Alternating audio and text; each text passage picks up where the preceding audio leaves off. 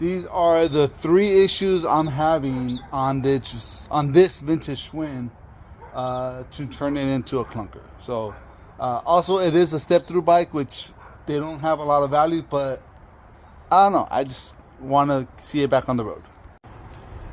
All right, guys, this is a couple of issues you might have when you're trying to clunkerize a vintage Schwinn. First of all, this is a Schwinn College 3.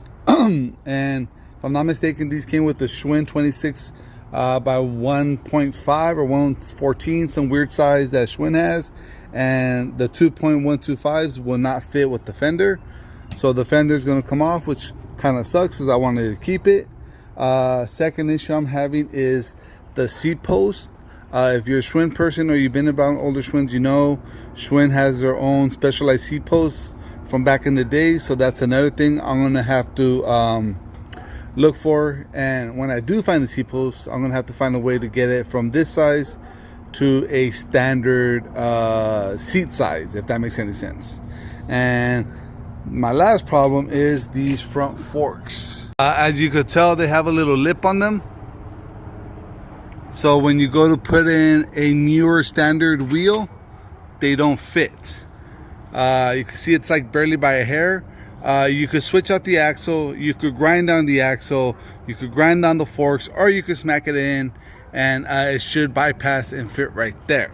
Another option I have, which I'm not hating, is to just throw on 700C wheels that I had laying around. And to be honest with you guys, like, I'm not hating it, but I still can't run the fenders. Oh, also the stem size is different than your standard BMX. I think it's a 21 point something, if I'm not mistaken. So these are just a few issues I'm coming across when I'm trying to clunkerize this Schwinn, or even just get this Schwinn back on the road. Not even as a clunker, just to get it back on the road. I'll deal with the wheel set the best way I can, and I'll deal with the seat post the best way I can, and hopefully I'll have a video of this bike out soon.